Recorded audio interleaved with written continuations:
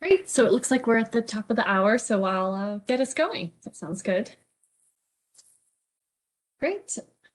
Well, hi everyone and happy Wednesday. Welcome to our Conversation Project Community Call. I hope that you all are having a great week. My name is Chrissy Cronin and I will be your WebEx host today. While we're waiting for everyone to join us, I'd like to run through a few WebEx tips and tricks. If you can hear my voice right now, you have connected successfully. If you would like to change your audio preferences during the call, please click the Audio and Video tab at the top of your screen and click Switch Audio. You can also find this by clicking the Mute Unmute button at the bottom of the screen. If you have a question or comment at any point during the call, feel free to type it into the chat box.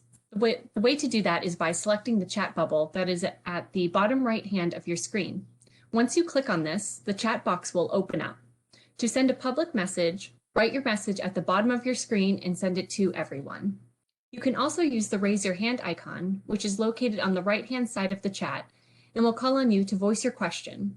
If you are having any technical difficulties, please chat to host or Chrissy Cronin, and I will help you. We're going to take a moment to get things started in the chat. Type into the chat box your name, location, and organization, and make sure to send your message to everyone.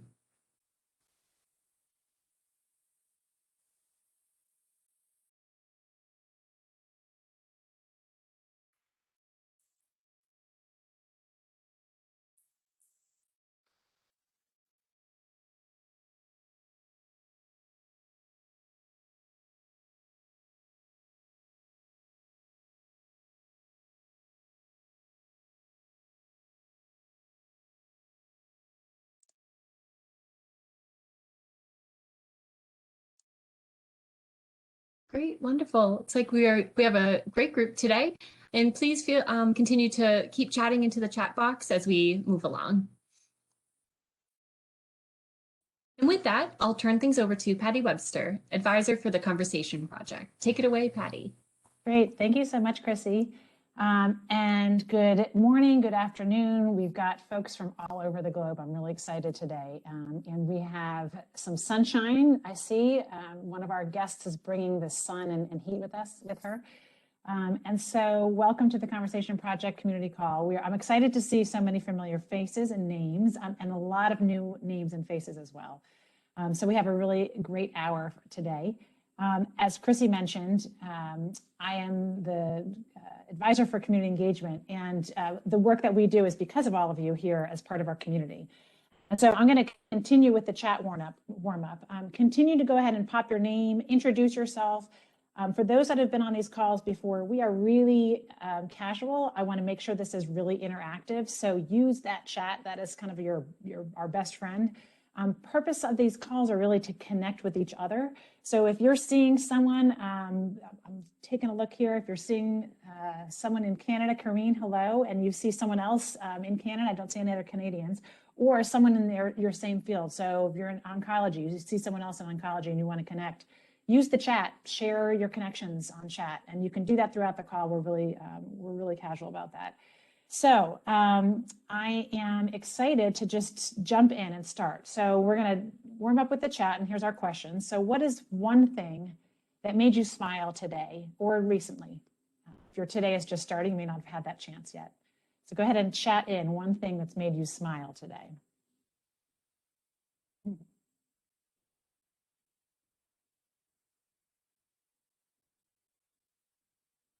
I see animals and I see and I didn't say happy St. Patrick's Day. So thank you, Jessica, for mentioning the green cupcake. I'm assuming that's for St. Patrick's Day, but it may not be. Maybe it's been sitting out in your counter for a long time. I don't know. Excellent. I love this. Kennard, it's great to see you. I see animals are a common theme. You know, pets often bring us joy. I love this. Good. So I'm going to show you a little bit about what made me smile today. Our three fantastic guests. And looking at these faces, how could you not smile? So we are really honored to have three fantastic individuals here today on our call to share a little bit about what they're doing to help promote conversations and promote action within their own communities. We have, and you'll see on the videos, but I have photos right in here. We have Elizabeth Coplan, who is a playwright with Honoring Choices. She is the founder of Grief Dialogues, and I'll do a little bit more introduction as we get to each person. We also have Pastor Corey Kennard. Let me get my pointer out here. We've got Pastor Corey is the pastor for Detroit's Amplify Christian Church and a health activist in many years within health and healthcare. And very excited to have Pastor Corey here. And then we also have Dr. Jessica Zitter, who's director-producer of a film, Caregiver, a love story, and featured in the film Extremis. I know some of you who are on the call have used that film before to prompt action. So I imagine that a lot of you are familiar with these three faces. And so this is what's making me smile, is that we've got a great lineup. So I'm going to just kind of cruise through. I'm going to pop over and chat and see if anybody's... I see someone has a granddaughter with them. I love it. It is never too soon to start these conversations. So I'm so glad that you're bringing youngsters with you. Okay, so if there's anything you want to pause and chat in, we'll keep an eye on chat, and we'll keep an eye on any questions or any thoughts or ideas that you have. So keep it coming. So let me just share what we're going to do for the next 54 minutes right now. I'm just going to open with just a little bit of framing, but really the meat of the call is to jump in and hear from those that I just introduced. We're going to hear a little bit about how folks are using film, virtual theater, and other methods to really help jumpstart conversations about what matters most and the values you have when it comes to care now and through the end of life. And so we're going to spend some time unpacking 2 films and 1 virtual theater production on kind of the meat of our call, and then we're going to get to Q&A. So we're going to have each of our presenters share first, and then get to open it up for questions and answers. As they're presenting, if you've got an idea or a thought or a question, go ahead and pop that in chat, and I'm going to keep an eye on chat for those questions. And then we'll spend a little time opening it up, because as I'm looking at those that are on the call, I know some of you have done and used the arts in the work in your community. So we'd love to hear what has worked for you, what's resonating, or what's maybe not resonating, and spend a little time with that. And that's going to take us to the top of the hour, and we'll share, as we always do, what's coming up next. So I hope that sounds good, and I am going to just kind of move us along to really get to, you don't want to hear from me, you want to hear from these other 3 wonderful folks. So for those that are new to the Conversation Project, our mission really is helping people share their wishes for care now and through the end of life. And we do that in 3 different ways. We do public awareness through social media and other outlets.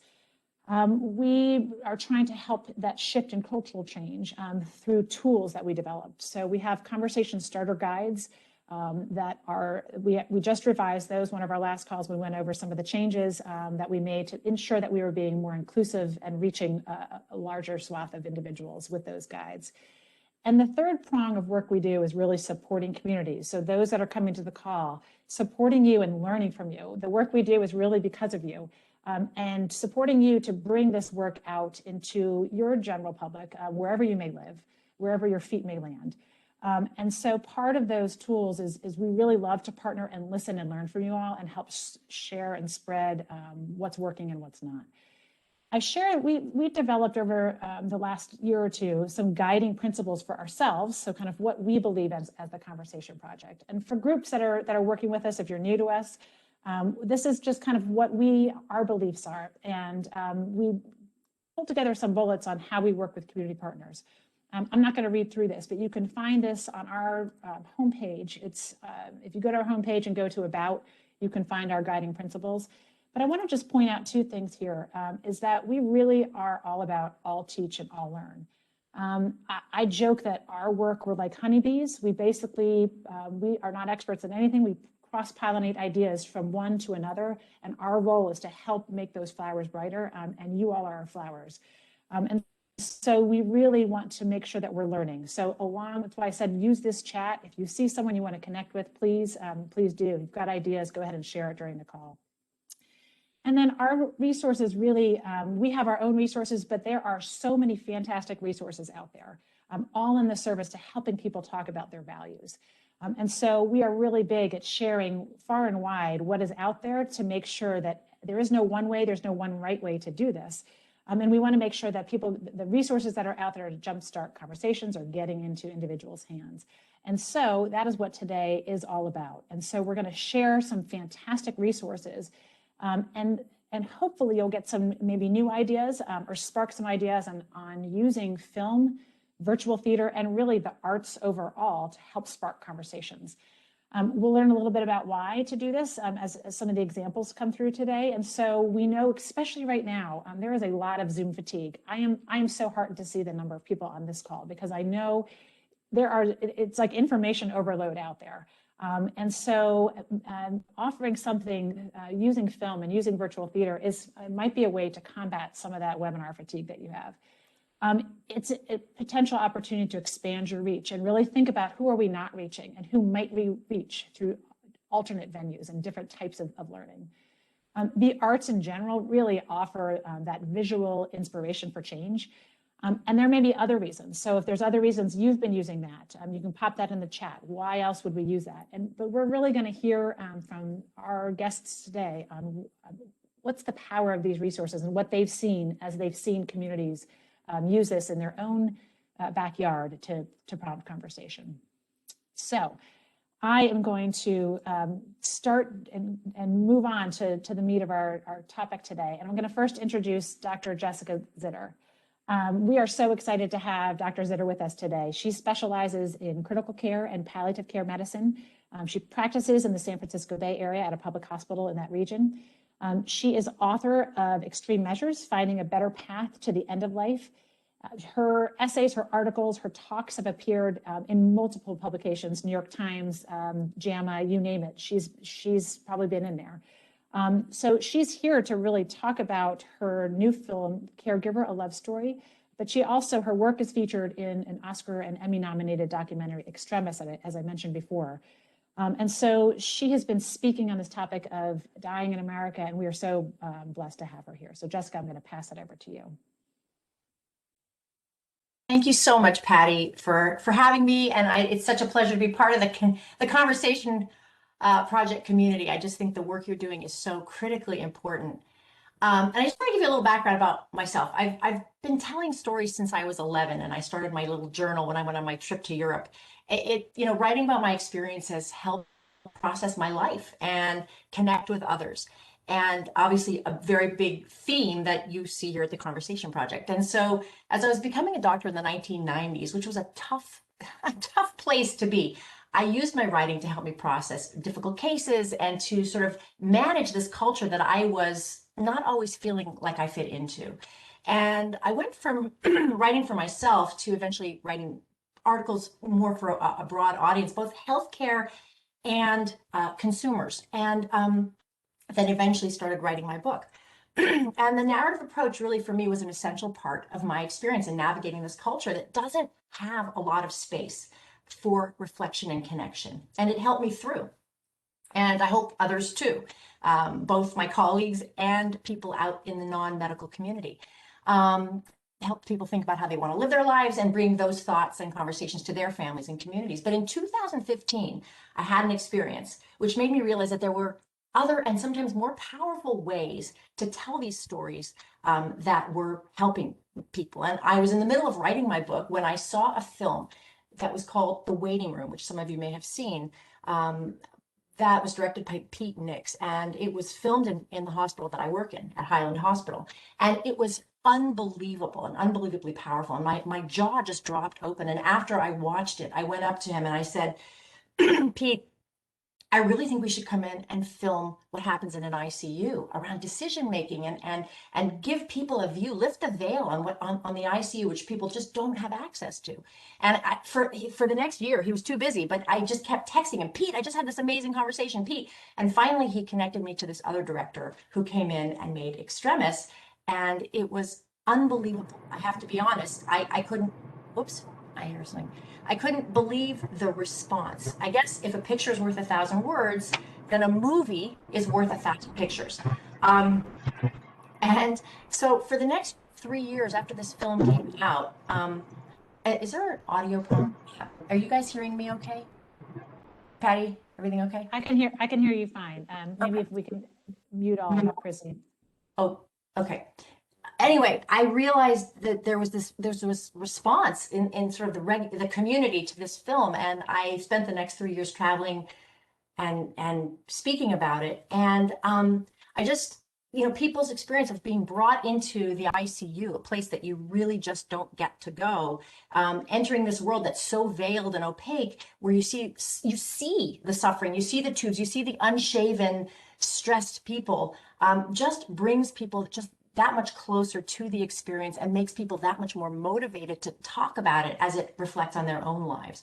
So then as Extremis and my book were coming out, I had my first opportunity to start filming in my own life. A friend of mine, Bambi, who went to my synagogue, was dying. And her experience, she invited me into her home because she was a physician assistant and knew that I was a palliative care doctor and an advocate for improving end of life experiences. And she said, come in and film my experience. If it's going to help someone else, I want to help. And it was part of her legacy. And we started filming her. I didn't know it was going to turn into a film. And I didn't realize what the topic was going to be. It ended up being about a topic that I didn't know very much about: family caregiver burden. I thought the film was going to be about Bambi, this dynamic character, but it ended up being about her husband, who I had assumed was just going to be a secondary character. But as the film declared itself and you watched his experience, you start to see that it's really about him. And it was something that, to my slight embarrassment, I hadn't really known much about. And as I've learned more and more about family caregiver burden, I've understood that this is a rising public health crisis, and that this film happened to come out at a time when the issue is really becoming front and center. The pandemic has exacerbated the suffering. We all can see it. Joe Biden is coming in with a plan to think about family caregiver burden and address it. And so that's the summary of how we got here. The film went to several film festivals. It won Best Documentary Short at the San Francisco Jewish Film Festival, and we're having a tremendous response and interest in the film. We, like Extremis, I have been starting to show this film in a variety of places.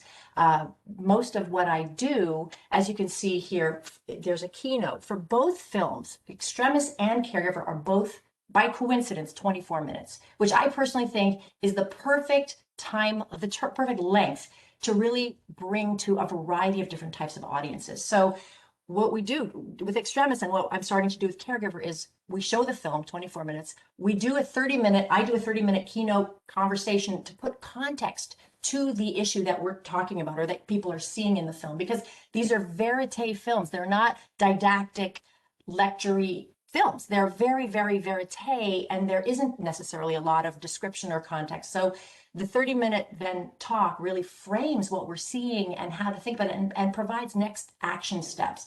And then we can have a Q&A session, etc. For both Caregiver and Extremis, I have a variety of other more specific audience programming. For example, as you can see here for Caregiver A Love Story, we funded by the Stutsky Foundation, created a program, a 2-hour workshop for family caregivers to help them understand their plight and what they're going through, and then think about strategic ways to improve their lives and to start to build support.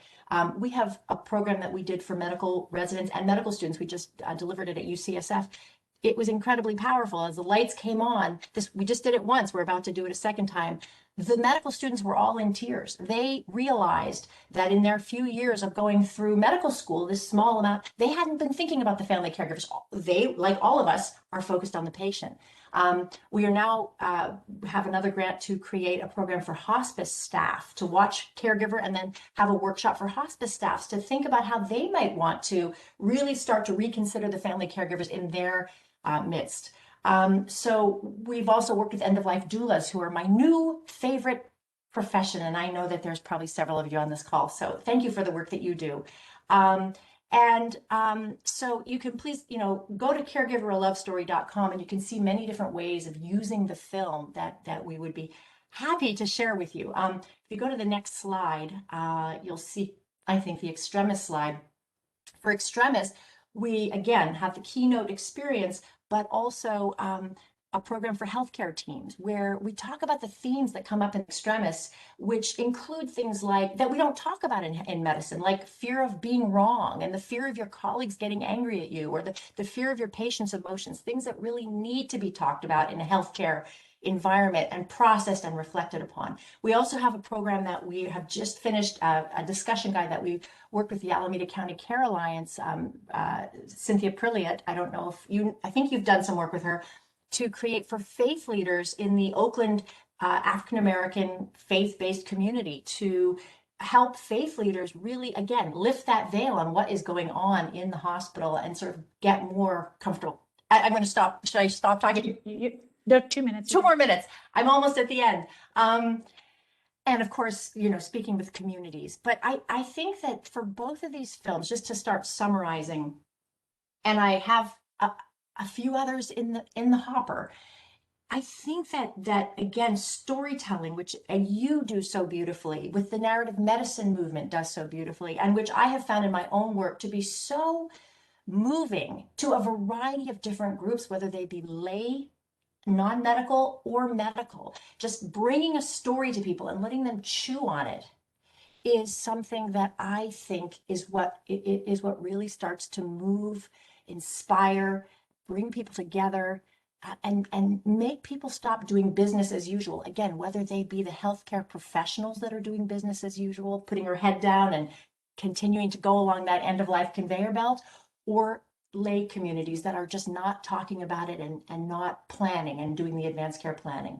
So I really believe in the power of these short films. I'm really excited and hope that we can do some work collaboratively with the Conversation Project. And the last thing I'll say, if I have maybe 30 seconds, is that I've just created a curriculum with my book that I was asked to create for a hospital here in California, which is an 8-hour curriculum that for physicians that really focuses on the themes in my book, again, which, as I mentioned, are all around the things that we don't talk about and that we need to talk about. And I'm really excited to deliver that later this month, or actually in early April. So I'm just thrilled to be here, and thank you for giving me the time, and I look forward to our conversation.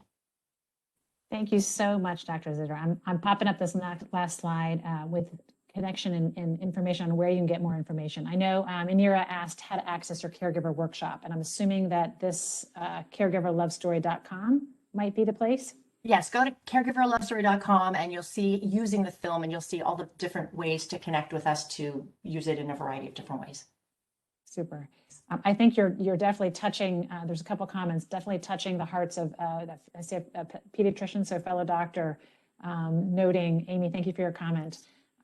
And two Amy's, 2 comments from Amy. So it's basically really that caregiver front and center. And I love how you just shared that when you went into one path with the film or filming the story of Bambi, it opened up a whole different area that we don't often hear about. And so the power of storytelling that you mentioned is near and dear to our hearts. So thank you so much for sharing that. If folks have, Dr. Zitter, Jill is asking, what's the name of your book again? It's called Extreme Measures, Finding a Better Path to the End of Life. I'm just going to type it in here for you. Excellent. So I'm gonna move us along. Keep the questions coming. So I see that, and you've got a question about the viewership. So Jessica can type in, and we're gonna also have some Q&A at the bottom. So we're gonna keep track of all these questions. So keep your questions coming. And I'm gonna just move us along to the next guest. And as you formulate any ideas, go ahead and pop it into the chat. So thank you so much for sharing that. I'm excited, and we're excited to continue to partner and work with you all. Jessica, I say you all, you are you, and I feel like there's 10 of you, the amount of work that you do. And so I'm now going to jump over to introduce Elizabeth Coplan and Pastor Corey Kennard. They're going to do a little tag team here. Elizabeth Coplan is a 40-year veteran, and I don't know if those were birds that I could hear behind her, but she's in Costa Rica, and she is a playwright, an educator, speaker. And like a lot of you, in 2015, those that are doing this work basically do it for personal reasons. And so I know, Elizabeth, you mentioned that you turned your own personal grief and loss into an award-winning play called Hospice: A Love Story. And I love that you are turning something that is deeply personal into helping others. And that's a lot of what we can completely relate to. She also formed that same year Grief Dialogues, which is a nonprofit using theater to start conversations around dying, death, and grief. And so we are excited that she is here to share a bit about some of her opportunities in recent plays. And Pastor Corey Kennard is also going to share, after Elizabeth gives us some information about her film, a little bit about her theater. Pastor Kennard is going to share a little bit about how he's been using that within his community. And so I'll introduce Corey as well. So Pastor Corey Kennard is pastor, as I mentioned, of the Amplify Christian Church in Detroit. He has been uber active in health and healthcare, holistic health, so body, mind, and spirit for over 20 years. He's been working in palliative care and hospice for 15 of those years. And he is an author, lecturer, motivational speaker, healthcare consultant, leader. Again, multiple hats, one person, but I think you are a power of many. So we're excited to have you both here. And so Elizabeth, I'm going to pass it over to you. Thank you, Patty, and thank you to the Conversation Project for having us here. I'm Elizabeth Coplan, as Patty said, and I could actually take what Dr. Zitter just said and apply it to theater, because that's how I got started. I started by writing a play about a personal experience and found that when people either read it or saw the play, they would then come up to me, say something pleasant like, "Oh, that was really good. You know, that happened to me when my brother and I, or my sister and I, or my best friend, or my doctor, my patient." And then they would launch into their own stories. And I realized the power of storytelling, most assuredly on the stage, right there in front of you. It's an opportunity to have a visceral response that you often don't get anywhere else, but from the stage, quite frankly. However, what happened then was, let me back up for a second. So a little over a year ago, Bonnie Bazell from Honoring Choices Pacific Northwest, which is on the next slide. Sorry, I can't share slides from Costa Rica because my screen share is not that sophisticated out here. Bonnie Bazell approached me and she wanted to do something different. She had an annual conference coming up and did not want to have the standard keynote speaker. Wanted to mix it up. And she asked if I would write a play specifically about advanced care planning that would be performed as the keynote, at which time I said, of course, we can do that. And I worked directly with Bonnie and with the executive director of the organization. But it was a story based in my own life. But it included all of what Bonnie and Honoring Choices Pacific Northwest was working on, all the concepts and so forth. And we performed it, and it was extremely well received. It was actually an interactive with the audience. It was fantastic. And I had a whole bunch of other organizations to me, I got to do this at our conference, et cetera, et cetera. And then the pandemic hit, closed everything. All those opportunities were gone. And I actually was really distraught because here we had this great story. But after watching some things on Zoom, I realized that the conversations that were occurring in my play, Honoring Choices, were actually still happening, but they were happening on Zoom. And so it was almost a natural for me to go back to the script, not only adapt it for Zoom, but the fact that it was actually on Zoom. These conversations were being had with doctors, with families all across the world, quite frankly, in a Zoom call. So that was really inspiring to me to be able to bring it virtually. It's still a live show. In fact, the next slide shows that we even expanded the play. We had an original cast, and then we decided to expand the cast and the script for a wide variety of audiences. So the one that's actually the play that's being performed, performance that's being performed on April 9th is with our original cast that we worked with Bonnie on back in February of 2020. But we now have a cast, an all African-American cast, and we have an all Latino cast, and the Latino script is in Spanish.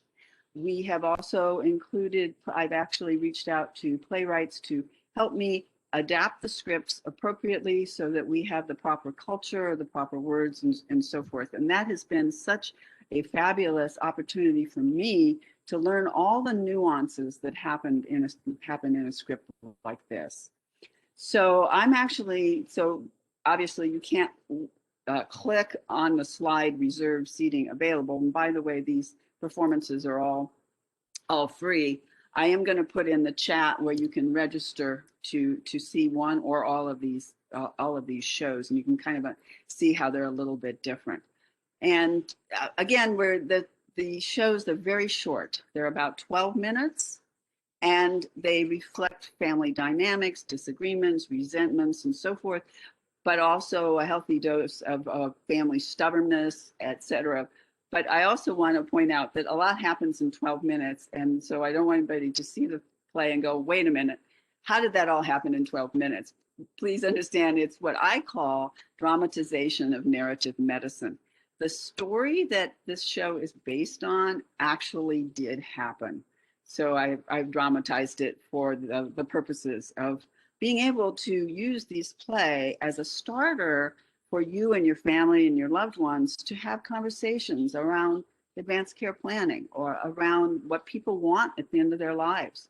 So I hope some of you will take a look at some of these plays yourselves. On the next slide, so you kind of understand how this works, is we will do the play, we perform the play, and then we have a moderated town hall discussion after the performance. And I have those performances led by an expert. And one of those experts happened to be Pastor Kennard, who is going to talk a little bit about that post-performance discussion in just a minute. But I want you to know that we engage the audience as well in these. We have the post-performance discussion. It is truly a moderated discussion. And I will also say that these conversations start, they bring up all kinds of stories.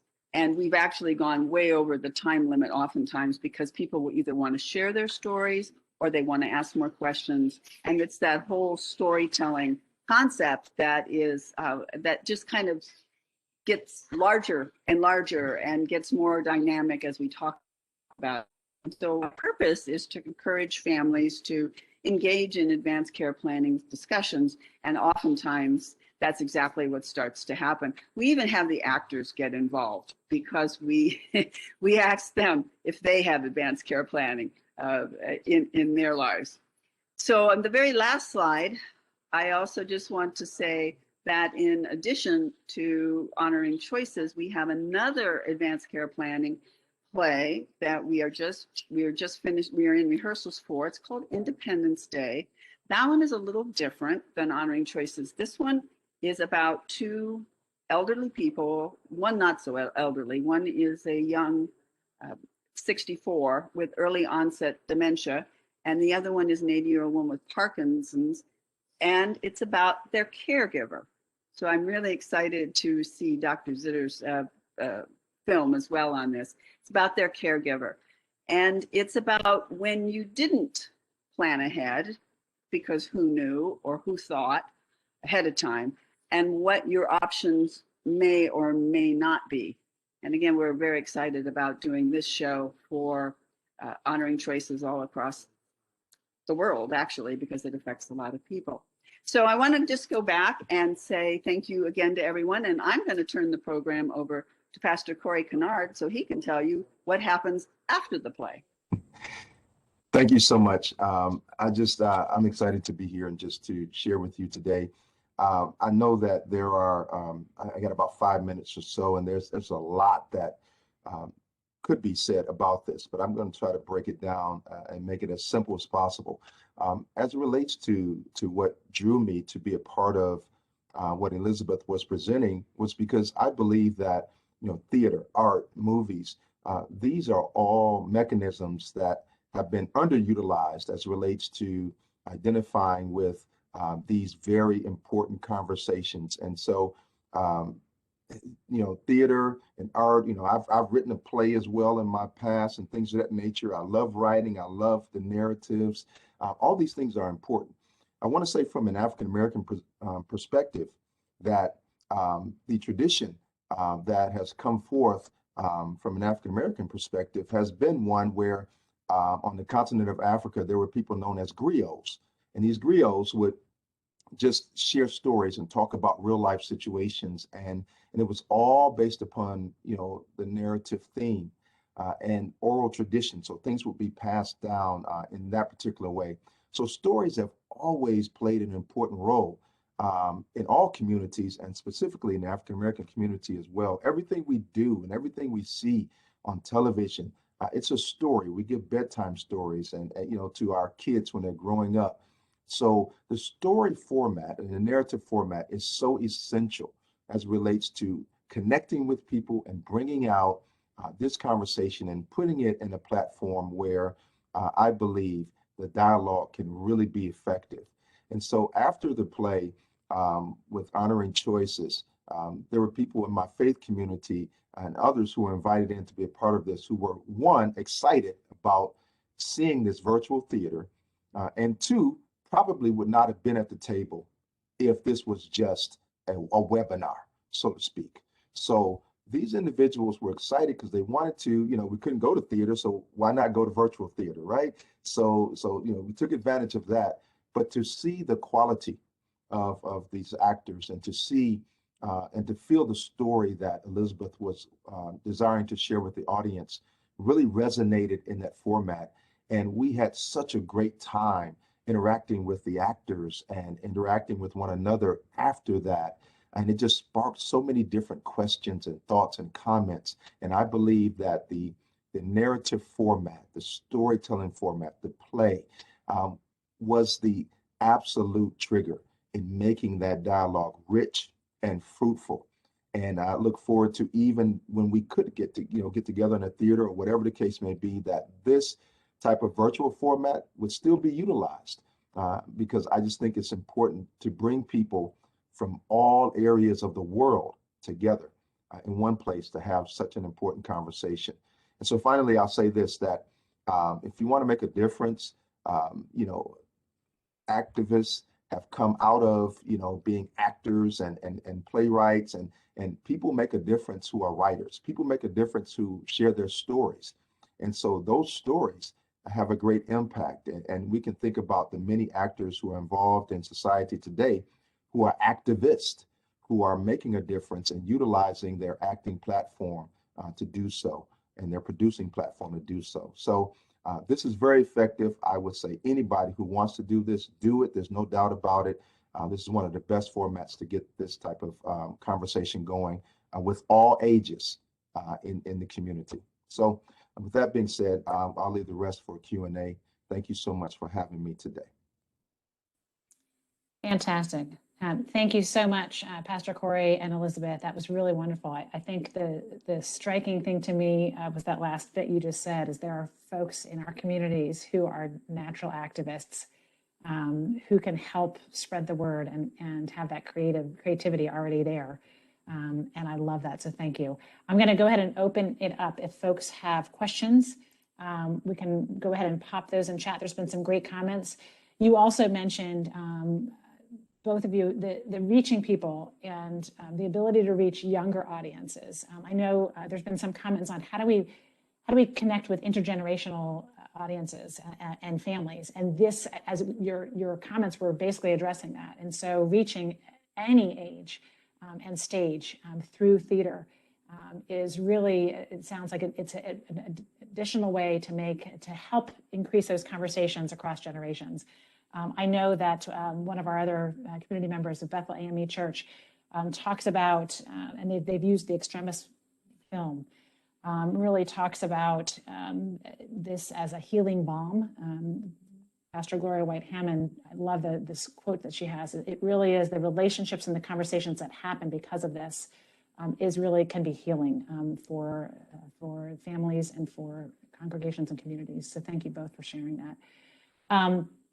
I'm going to pop over and see if anybody has questions. Just read some of the thoughts. Chrissy, let me know if I missed any questions in here. I think we've addressed some of the questions.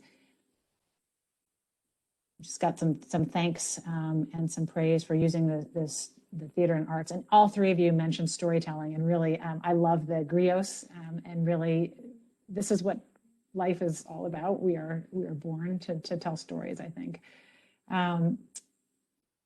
Rebecca's noting that they're also using Facebook to reach out to their younger population.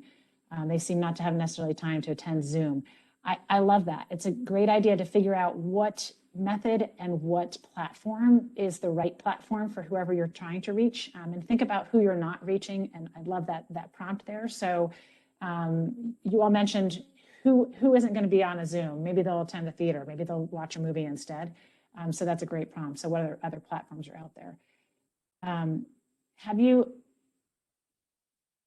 So Karina's asking, has anyone used Blockbuster films to prompt these discussions? So not just the films that are here, but anyone else using larger films. I know there is a farewell film that was out recently that has been prompting conversations. Go ahead, Elizabeth. If I could pop in there, actually, one of the reasons I even started this using theater and its natural offshoot film was that I actually watched $1 Million Baby with my father-in-law, or watched the end of it, who would not talk about advanced care planning. And after that film, there was kind of this silence. And then there was a statement about, if I ever get in that situation, here's what I would want. It was very low, very quiet, and I listened. It was the first time he had expressed any thoughts about his end of life. And by the way, at the time, he was in his late 80s. So, but he wouldn't talk about it. So using a blockbuster film or any film, just kind of casually, can open some conversations, and you just have to be ready for them. Thank you, Elizabeth. So if folks continue, if you have questions, go ahead and pop that in chat. I forgot, I'm going to share a little information. I am not the highlight here, but I also am sharing some information on a third film or third piece that could be helpful. So let me share a little bit about an upcoming film called Fast Forward, and then we'll loop back around to any questions. In the meantime, continue sharing. There's some great sharing on what you all are doing, so keep sharing in the chat. So there is a Fast Forward is a documentary that's coming up on March 24th. It'll be aired across PBS, so take a look on your local PBS channels. It is a documentary that's meant to help shape and change individuals' lives. It is an hour-long documentary, so a little bit longer. Jessica, I love how you were saying your movies are 24. The theater in 12 minutes, I'm astounded that can happen, but that's all it takes to jumpstart conversations, right? So we know with this film, we're excited about this. We've worked with the Fast Forward folks, Ellen Goodman, who founded the Conversation Project, and our leader, Kate DeBartolo, are popped in here and there on the film. But really is about preparing ourselves and each other and our family members. And again, with that intergenerational component for life as older adults. So they created this documentary to show millennials and their parents around the country, what does the future hold? What might it look like to age? And they, in addition to this film that will be released, they've put together a whole national outreach and impact campaign because they really want to get people talking. And so similar to what we've heard with Corey and Elizabeth and Jessica, it's really to start prompt questions. It's not just a film to watch, but they have created a whole Fast Forward experience. I'm going to see if we can show the trailer. Chrissy, can you help me? And the trailer is going to just be a quick 2-minute, little less than 2 minutes on what the film's about. Yes, let me get that started. We're going to test this out. So you all are guinea pigs. If it's not working, chat it in saying it's not working, but we're going to see if this works. And yes, Rosario Dawson, Lydia, is narrating that.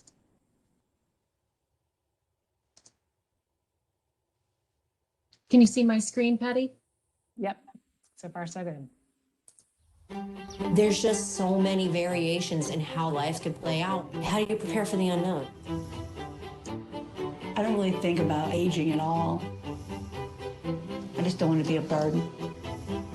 The thing that people fear the most is that they will not be themselves. The MIT Age Lab developed Agnes, the Age Gain Now empathy system, to understand what it would be like to walk in the older adult's shoes. It's not fun getting older. Everything looks really foggy. You guys got me with the aging makeup. I'm not laughing, I'm trying not to cry. They're addressing mortality. It's hard to see your mom looking like a much older person and recognizing that you won't always have her there with you. Oh my God. That makeup was hard. You kind of look like the guy from Kung Fu, like the monk in the temple. Family relationships are critical. Probably the big driver going forward in terms of their well-being. My dad doesn't want help. But it's not pain. It's an ache and soreness. Okay. What is soreness if it's not pain? Well, you better get used to living in here. Living in the Airstream, that might be something that Sophie might want to do, but I don't want to do that. It's hard stuff to talk about. I told you I'll take care of you, though.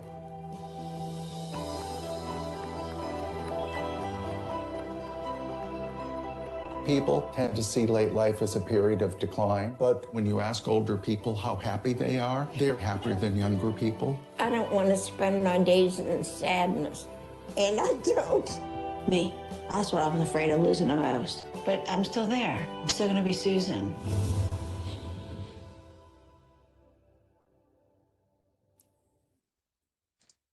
Great, thank you, Chrissy. So I think that worked for everybody. So that was a teaser of what's coming up.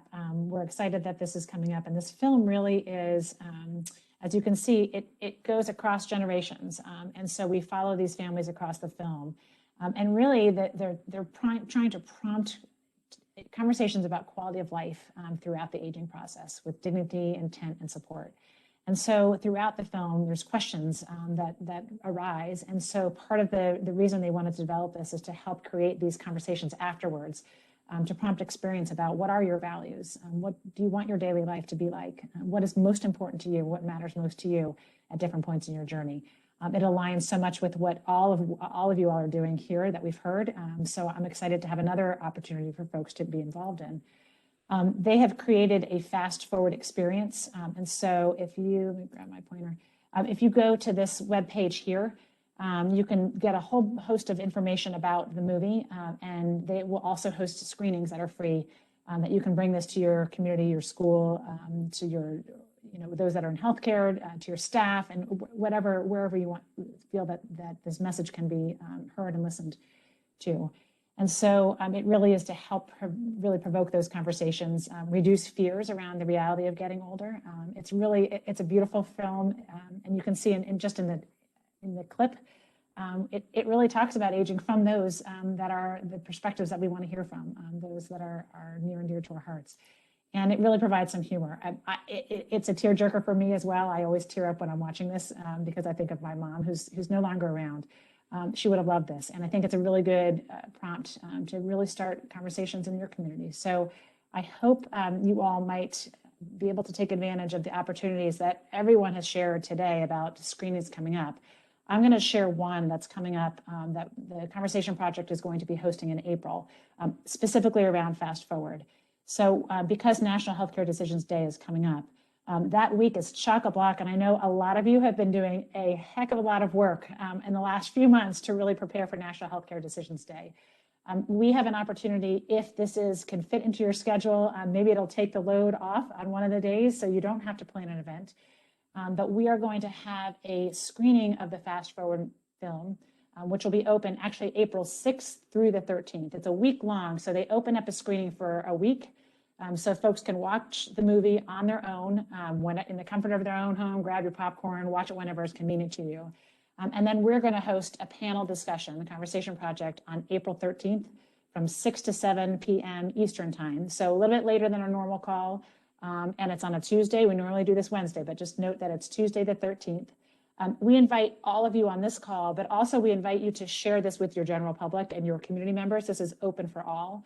And we're going to have a panel discussion with the producer of the film, Michael Eric Hertig, is going to moderate and speak with Ellen Goodman and Kate DeBartolo, and really talk about what matters most in those conversations. As you watch the film, the Fast Forward experience gives you an opportunity to fill out a survey to see how it went, but also what questions that arise. So you have an opportunity to seed questions for the panel before that. So I popped the registration here. You can go to our calls page and register if you're interested in that, and we'll send more information out in our newsletter and social media. So that is another opportunity. We also have a resource that I encourage if you are going to host screenings or films or do, tap into Caregiver or the Honoring Choices theaters. We have a one-pager that we call When the Lights Go Up that we created to leave in action. And so when we were hosting events in person, it would be a handout to say, okay, you've watched the film, you've listened to the sermon, you've watched the play. Now what? And so this is to prompt an action of pick your person who's going to speak for you if you can't speak on your own behalf. Talk with that person about what matters most to you. I'm sorry, this is really tiny. You probably can't see this. But the third is then have that conversation and really bring this out to those that might make decisions on your behalf. And then we offer our conversation guide or any resource. We are all about any tool that's out there. Please use those tools. So I know I've cruised through that. We have 10 minutes left, and I want to see if there are questions, any comments or thoughts that folks have for Jessica, Corey, Elizabeth, anything that you want to ask them. This is your chance. And in addition, anything you want to share with others that are on the call. See, you all have been sharing. I love it. But I'm scanning. Chrissy, have I missed any questions? Nope, all up to date. Okay. Any thoughts or comments from folks on the panel? And then I'm going to open it up to see what others have done. Any questions or thoughts for each other, Jessica and Corey and Elizabeth? I just feel personally very lucky to be in the company of amazing storytellers from a variety of different genres. So I think we need to collaborate and do put some more things together. Actually, I was just thinking the same thing. I actually did produce a short film, and it has to do with trauma, traumatic death. But I have not ventured any further into film. And so I'd love to talk to you about that because that has opened. It's a very short film. It's called 8 a.m. It's won awards 5 years ago, was in a number of contests and won a lot of film awards. But it opens tremendous amount of conversations around grief that it follows traumatic death. And again, we started out with grief dialogues primarily for the public. So the public, when they had a chance to see the play or the film, they often would say, gee, I thought I was the only one. And that always kept me going in terms of being able to do plays and films where people would realize they aren't the only one, that there are other people who are struggling with these same issues. Now we also do it with healthcare providers. We've been able to reach out to healthcare providers directly. I've been working with a regional hospital in Seattle to do these shows for their palliative care teams and the doctors and nurses within, so that it now is becoming more of I'm calling a dramatization of narrative medicine, so that they're literally, when you watch a play or you watch a film, you're literally walking in someone else's shoes. And that is so powerful to create some sort of, you can be sympathetic until you actually have a feeling of walking in someone's shoes. And then that sympathy can turn, and hopefully will turn into empathy and compassion. And I know you do that in your film, Extremis. So I'm looking forward to seeing Caregiver, a love story. And I'm looking forward to working with Pastor Corey. It's just been amazing. I really appreciate being here. Thank you so much, Elizabeth. There's a question for Jessica, and there's an overall question for all. If the plays and the films available are to be seen, shown to groups, are they free? I know the Fast Forward film is free, and we will, Lori, so we are going to send a link in our newsletter the week before. We will send a link out there's going to be a screening page. So when you register for our call, you'll get this link and a password for the screening page. We're trying to get that screening page open to everybody. You don't have to be on the call, but it's a way to help track who's coming in to watch that. But you will get access to watch that film for a week. And so we'll get more information out in the coming weeks. So Jessica and Elizabeth, is the films free? So Extremis is on Netflix, which requires that you have a streaming relationship with Netflix. We've also gotten permission to show Extremis to large groups on their streaming platform for educational purposes. So that is Caregiver is we have trainings that are listed on our Caregiver website for free. Most of them are for free. We are still don't have it on a platform yet, so it's not really accessible to the public yet. Although we are working very hard and we're working to get it distributed to like Canopy and other types of streaming platforms, which would be accessible to institutions, educational institutions.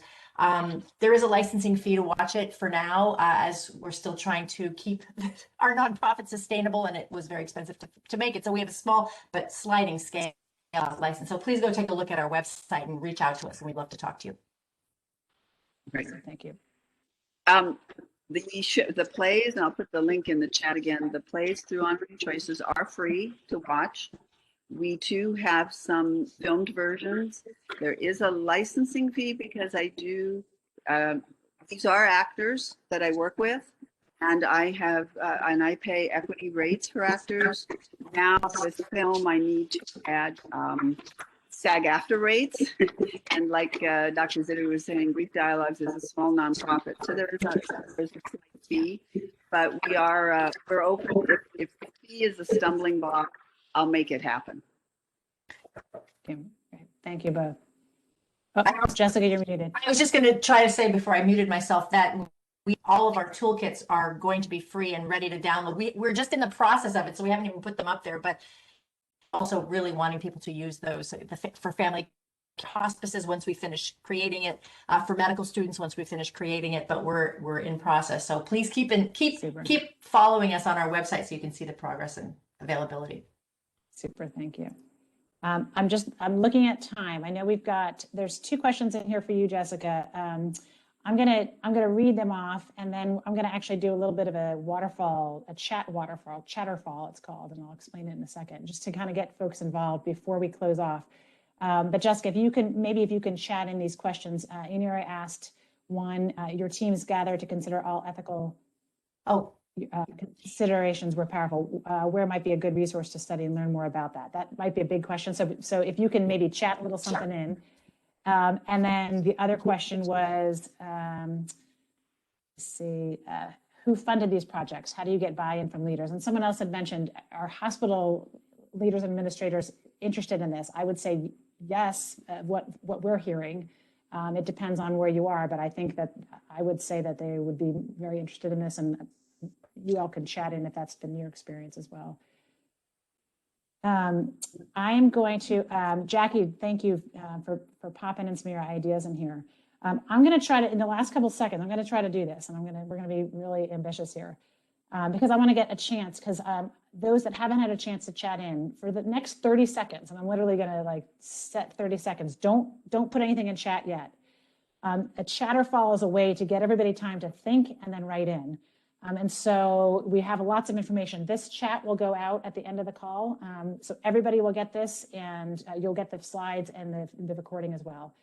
If you have used film screenings or theater or other unique method to engage the communities in the arts, if you have any insights or lessons to share, we'd love to hear from you that you haven't been able to do yet in the chat. So spend 30 seconds. I'm going to go ahead and hit the timer now.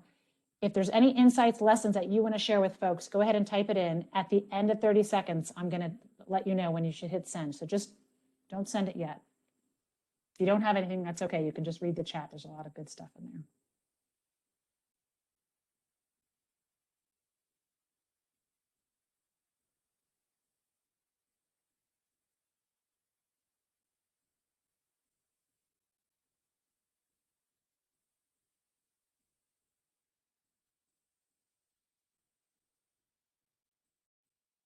Okay, that was short and sweet, but go ahead and, if you have anything, go ahead and hit send and send some of that, any ideas that you might have, go ahead and send it in. The idea of this chatterfall is, if folks have ideas, and some may not, is to just get people some chance to think. Sometimes it's a good way to get folks engaged in a call, and so just something we've learned from other groups. And so I appreciate you all sending this in. Go ahead, and we're going to keep this open for a minute or two. I know we're getting to the top of the hour, but go ahead and send some of those ideas in, and we will make sure we circulate this around to all. And so I appreciate you sharing the ideas that you have. And Jackie, I love that you're thinking about doing this and shared what you've done in the past with your hospital. So thank you for doing that. Okay, so I'm going to just remind folks, National Healthcare Decisions Day is coming on April 16th. So if you haven't seen, we have a blog that's pulled together some ideas. You can take a look at that blog. We had a call in February. If you missed that and want some ideas, you're more than welcome to listen to that call and gather some additional ideas. Continue to engage with our network. We are so grateful for everything that you all on this call are doing. Really, I know it's been a really tough time. And I think of those that have been hit doubly in multiple ways with COVID and weather. And Lori Miller, I'm looking at you. I know it's been tough where you have been, as well as other places. So I just really appreciate all that you are doing and really thank you for taking an hour to spend with us today. Keep engaging with us. If you're not already on our Facebook page, so we have a discussion page for people who are bringing conversations to their community. So if you're hosting an event or bringing this to your book club, join that discussion group, and that's a way to keep the chatter going. If you haven't seen our champions map, we've got some pins on the map. You can see here. I'm sorry for those that are not. The map is bigger. I just had to do a small screenshot. So our map is larger, but go ahead and see who's doing what where. Not everybody's on there, but I encourage you to pop your pin on there. And thank you to everybody for being on here. Chrissy's going to share a quick survey if you have another extra minute. 3 questions. We'd love to hear feedback on the call. We are always looking to see how we can do better. So go ahead and take that survey upon leaving. Chrissy popped it in the chat. It will not pop up like it usually does. So go ahead and click on that link before you leave. And we'll have it in our follow-up. So let me just say thank you so much to Pastor Corey, to Dr. Zitter and Elizabeth. We are so blessed to have you here sharing, and we thank everybody for sharing some of these fantastic ideas in chat. And so with that, I want to thank Chrissy as well, who's hosted this call. Thank you all for being with us and running over this hour. Thank you. Thank you so much, Patty, and Conversation Project, and Elizabeth, and Corey. Our pleasure, y'all. Bye, everyone.